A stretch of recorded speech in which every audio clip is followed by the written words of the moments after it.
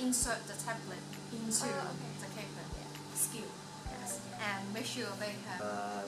I work in Ocean Park for 17 years already.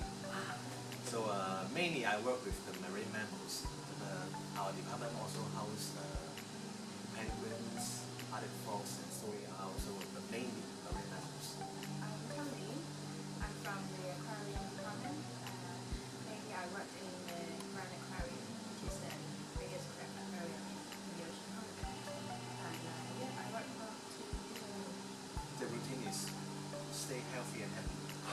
Not really much work for them to do, but mainly in the we will feed 4 to 5 meals feedings for dolphins and actually the sea lions as well.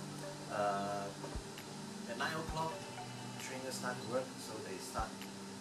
You can't say work. They start their daily routine. In the first feeding, we will take body temperature for them, for everyone, because body temperature is very important, an important mark to let us know that they are healthy or not.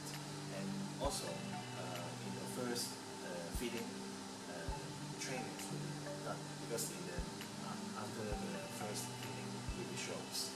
So mainly they will take part in the shows, but in the first feeding we will work as show trainings, but more importantly is husbandry training, because we have to do a lot of husbandry works for them. So the first feeding is very important for us. Body temperature is the most important, and a lot of things.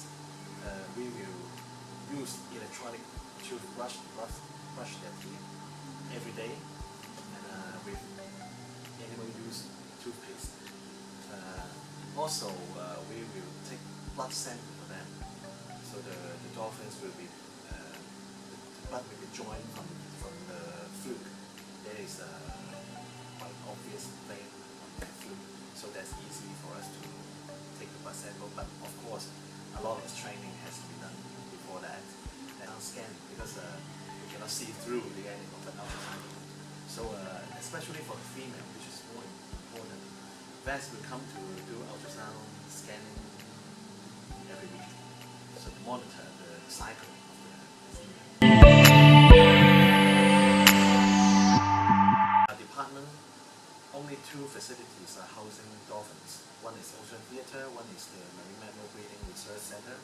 And but actually, even if they are not performing, they can still join some of programs like Encounter, like VIP tour, to greet the players, and educational tours.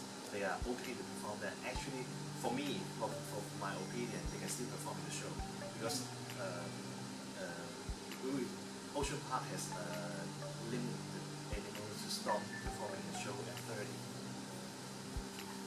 Maybe public think 30 is old, but I think 30 is not old for them.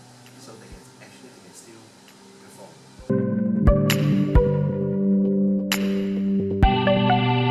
We know that you're against animal captivity, so why are you against it? Well, a lot of zoos and aquariums claim that they're educational, but the only thing anyone is going to learn by going to Ocean Park or a zoo is a completely artificial set of behaviours.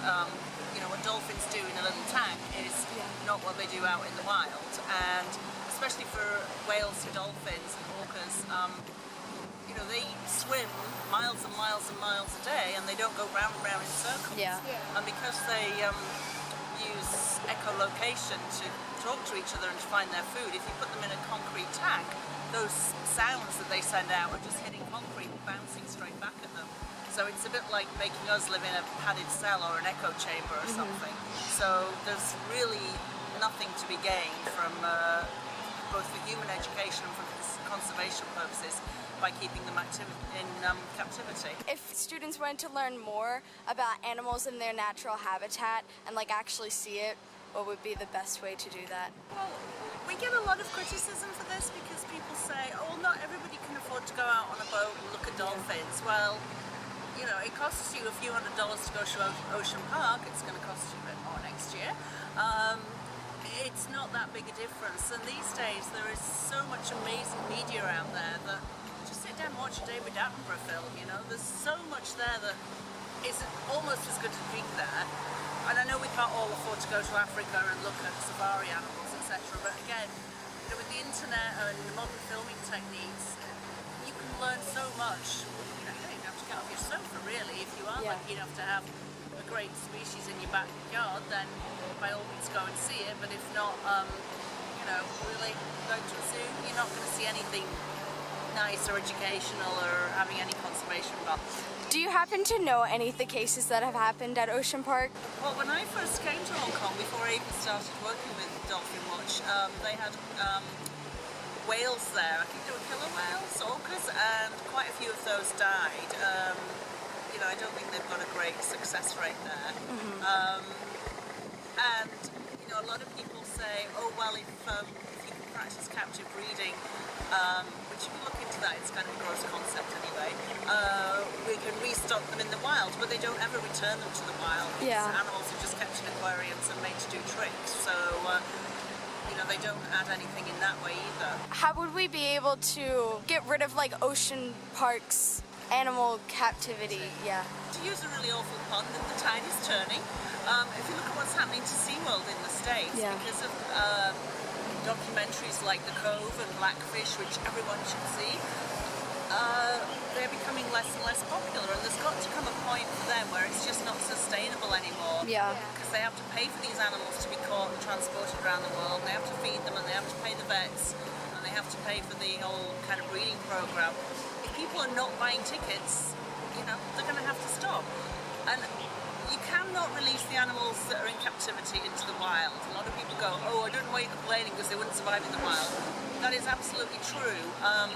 But the dolphins and whales that are in captivity could be placed in sea pens where they can basically swim out if they want to, but they come back if they want to, and if they've forgotten how to catch their own food, because that's what happens when you're hand-fed every day. You know, if you jump through a hoop, you get a fish. They can come back and get fed. So if people stop buying tickets, then the whole industry is going to have to change anyway, because they're not going to be able to keep animals in captivity.